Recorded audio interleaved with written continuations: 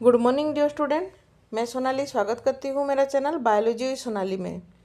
तो आज हम देखेंगे BSc second semester core paper 3 जो है माइक्रोबायोलॉजी, जिसका कि यूनिट 3 का एक नया टॉपिक जो है रिप्रोडक्शन ऑफ यू बैक्टीरिया।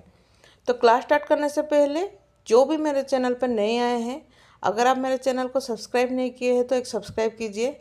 अगर आपको ये क्लास हेल्पफुल लगे तो एक लाइक और शेयर ज़रूर कीजिएगा। अगर आप प्रीवियस क्लास नहीं देखे हैं तो मैं डिस्क्रिप्शन में अपना जो कोर पेपर 3 जो माइक्रोबायोलॉजी है और कोर पेपर जो 4 सेल बायोलॉजी है, दोनों का प्लेलिस्ट का लिंक मैं दे दूँगी। इसके अलावा आप मेरे टेलीग्राम चैनल पर भी ज्वाइन हो सकते हैं। तो उस जहाँ पर कि आप जो भी मैं लेटेस्ट क्लास लाती हूँ उसका अपडेट आप जान पाएंगे। तो उसका भी लिंक मैं अपने डिस्क्रिप्शन में दे दूँगी। तो देखेंगे हम रिप्रोडक्शन ऑफ यू बैक्टीरिया। तो eubacteria are called true bacteria. अभी अगर हम लोग सोचें कि यू बैक्टीरिया क्या है, तो जितना भी ट्रू बैक्टीरिया जो ओरिजिनल बैक्टीरिया होते हैं उनको यू बैक्टीरिया बोला जाता है। ठीक है, these are single cell prokaryotic microorganism. ये जितने भी आपका यूकैरियोटिक होते हैं ये लोग सिंगल सेल होते हैं और ये लोग प्रोकैरियोटिक माइक्रो ऑर्गेनिज्म होते हैं। अगर हम लोग रिप्रोडक्शन को देखें तो ये लोग आसेक्सुअल रिप्रोडक्शन करते हैं, जो कि बाइनरी फिशन या तो फिर फ्रैगमेंटेशन, बॉडिंग या तो फिर स्पोर फॉर्मेशन से ये लोग रिप्रोडक्शन कर सकते हैं आसेक्सुअली। और अगर सेक्सुअली हम लोग देखें, ठीक है, जैसे कि आपका कॉन्जुगेशन हो सकता है, ट्रांसडक्शन हो सकता है या तो फिर ट्रांसलेशन भी हो सकता है। ठीक है, ये सेक्सुअल रिप्रोडक्शन हो सकता है। लेकिन हम लोग यहाँ पर सेक्सुअल रिप्रोडक्शन से ज़्यादा अगर कॉन्जुगेशन या फिर ट्रांसडक्शन या तो फिर अगर ट्रांसलेशन को अगर देखें तो जेनेटिक रिकॉम्बिनेशन अगर हम लोग बोल सकते हैं तो वो ज़्यादा अप्रोप्रिएट होगा। ठीक है, यहाँ पर सेक्सुअल रिप्रोडक्शन से ज़्यादा उसको हम लोग जेनेटिक रिकॉम्बिनेशन बोल सकते हैं। तो क्यों, ये हम लोग नेक्स्ट क्लास में डिस्कशन करेंगे। आज सिर्फ मैं आपको आसेक्सुअल रिप्रोडक्शन के बारे में समझाऊंगी। तो सबसे पहले हम लोग बाइनरी फिशन क्या है उसके बारे में देखेंगे। तो देखें, जैसे कि आपको स्क्रीन में दिखाई दे रहा है कि यहाँ पर एक बैक्टीरियल सेल है। ठीक है, धीरे धीरे क्या होता है, सबसे पहले जो ये क्या होता है, बैक्टीरियल सेल में थोड़ा सा ये एलोंगेट होना स्टार्ट होता है। ठीक है, एलोंगेट होना स्टार्ट होता है कौन सा, सेल। ठीक है, और इसके साथ साथ जो डीएनए होता है वो रेप्लिकेट करना स्टार्ट करता है। तो यहाँ पर देखिए, यहाँ पर क्या हुआ, बीच में क्या हुआ, बीच में एक थोड़ा सा एक क्या हुआ, दोनों तरफ से एक थोड़ा सा दब गया है और जो डीएनए है वो दोनों अलग अलग हो गया है। ठीक है, इस तरह से दबने को हम लोग क्रॉस वाल भी बोलते हैं। ठीक है, तो यहाँ पर देखिए उसके बाद क्या हुआ, यहाँ पर और थोड़ा सा दोनों के अंदर क्या हो गया, दो जो है दोनों के अंदर क्या हुआ, और थोड़ा सा पार्टीशन जैसा दिखाई दे रहा है। ठीक है, जो कि कम्प्लीटली यहाँ पर डिवीजन हो गया।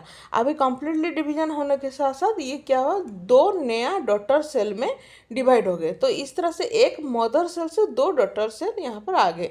इसी तरह इसको हम लोग बाइनरी फिशन बोलते हैं।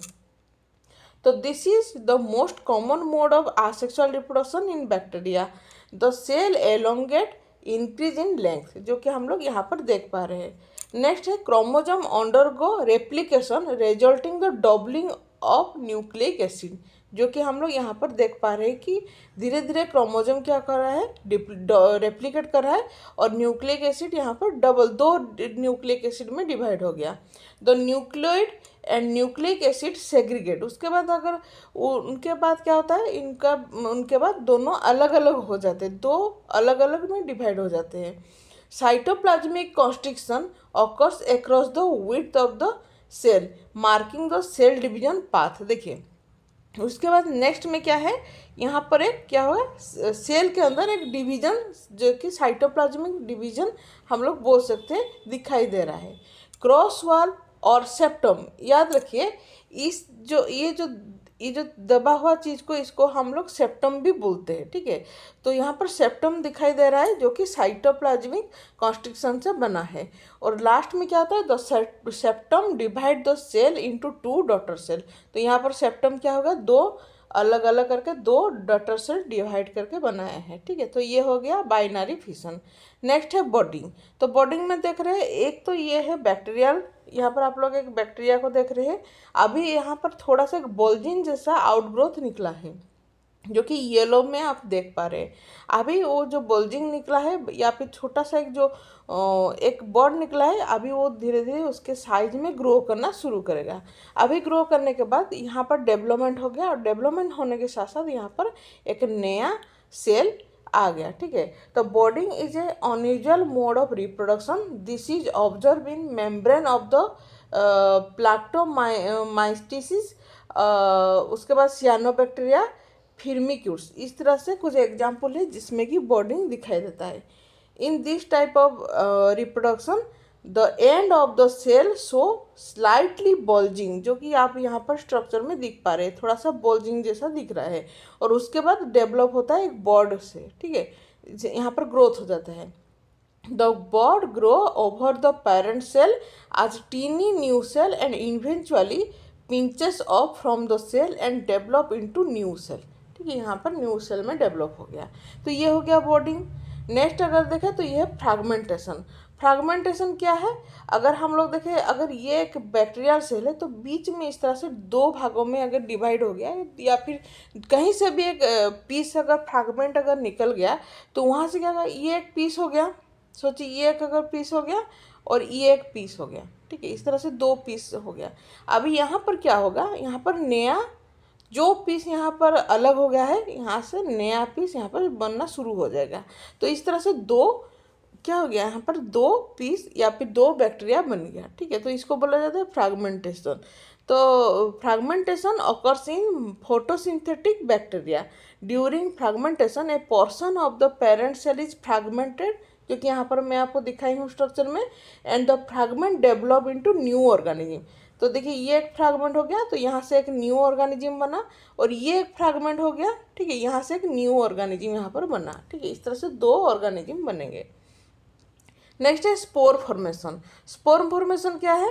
When the environmental condition becomes bad such as a high temperature, drought, lack of nutrition और इन्वेंशन और हार्मफुल सब्सटेंसेस। मतलब यहाँ पर हम बोल सकते हैं कि एकदम से एकदम इनके प्रतिकूल एनवायरमेंटल कंडीशन एक बनता है, ठीक है। तो वहाँ पर क्या करेंगे, यू बैक्टीरिया क्या करेगा, एक स्पोर फॉर्मेशन करेगा। Spore is a kind of dormant, मतलब सोचिए ये एक बैक्टीरिया है, ठीक है, ये अगर एक बैक्टीरिया है तो बैक्टीरिया के चारों तरफ इस तरह से उसको आउटर कवरिंग बनाएगा, उसको बोला जाता है स्पोर, और इसको डोरमेंट भी बोला जाता है, ठीक है। जो कि किस तरह से structure with high stress resistance, जो कि जितना भी स्ट्रेस उसके ऊपर दिया जाए वो उसको झेलने के कैपेबिलिटी रखता है, ठीक है, उसको बोला जाता है spore. Produced by bacteria under certain condition. Spore have multi-layer thick wall, extremely low internal water content, almost stop metabolic activity and have strong resistance। यहाँ पर ये जितना बहुत strong resistance होता है, मतलब इनका सहन शक्ति बहुत होता है, क्योंकि ये high temperature, UV ray, drawing, chemical disinfection जैसे कुछ भी अगर एनवायरमेंटल मतलब जिसको हम हार्मफुल एनवायरमेंटल कंडीशन हो या उससे सर्वाइव कर सकता है, ठीक है, उसका रेजिस्टेंस कैपेसिटी हाई होता है। For example spore form by bacillus anthracis, ठीक है, ये एक एग्जांपल है, ठीक है, इसको याद रखिए। बैसिलस एंथ्रासिस के अंदर स्पोर फॉर्मेशन जैसा एग्जांपल दिया गया है। Can survive in soil for year और इवन डिकेड, ठीक है। Once environmental conditions are improved, spore will germinate and transform into vegetative cells। देखिए यहाँ पर ये तो स्पोर हो गया, इसके अंदर तो बैक्टीरिया है, लेकिन जब एनवायरमेंटल कंडीशन ठीक हो जाएगा धीरे धीरे ये जो स्पोर है, स्पोर क्या होगा, यहाँ पर जर्मिनेट करना शुरू करेगा। अगर जर्मिनेट करना शुरू करेगा तो वहाँ पर क्या होगा, बहुत सारे वेजिटेटिव सेल अभी ट्रांसफर हो जाएगा, ठीक है, ट्रांसफॉर्म हो जाएगा, ठीक है। अभी वेजिटेटिव सेल ट्रांसफर हुआ मतलब वहाँ पर मेटाबॉलिक एक्टिविटी भी शुरू हो जाएगा। अभी मेटाबॉलिक एक्टिविटी हो गया मतलब क्या, इंडिविजुअल वेजिटेटिव सेल भी क्या होगा, साइज में ग्रो करना शुरू करेगा। और आपको बहुत पहले क्लास में मैं बोली थी, जहाँ पर आपका ग्रो कर माइक्रो ऑर्गेनिज्म के अंदर अगर ग्रोथ करना शुरू किया तो वहाँ पर रिप्रोडक्शन भी स्टार्ट हो जाता है, क्योंकि यहाँ पर सेल का ग्रोथ मतलब रिप्रोडक्शन, ठीक है। तो क्योंकि जितने भी लोअर ऑर्गेनिज्म में इस तरह से दिखाई देता है, तो रिप्रोडक्टिव एबिलिटी अगेन यहाँ पर स्टार्ट हो जाएगा, which enable bacteria to prevent themselves in extreme environment and wait for the right resume growth and reproduction. अच्छा, अभी हम लोग देखेंगे सेक्सुअल रिप्रोडक्शन।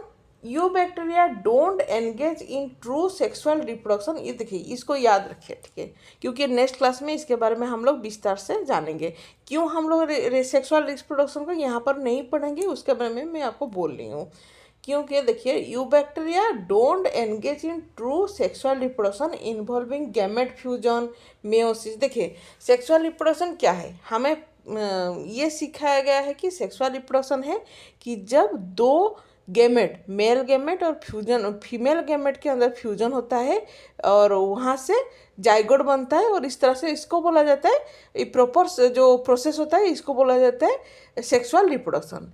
लेकिन ठीक है, however they do exhibit a mechanism for genetic recombination that are analogous to sexual reproduction. यहाँ पर हम लोग लेकिन बोल सकते हैं कि सेक्सुअल रिप्रोडक्शन से कहीं ज़्यादा अगर अप्रोप्रिएट अगर हम लोग इसको डिस्क्राइब कर सकते हैं तो इसको हम लोग जेनेटिक रिकॉम्बिनेशन बोल सकते हैं, ठीक है। तो ये आपका ट्रांसफॉर्मेशन भी हो सकता है, कॉन्जुगेशन भी हो सकता है, ट्रांसडक्शन भी हो सकता है, ठीक है।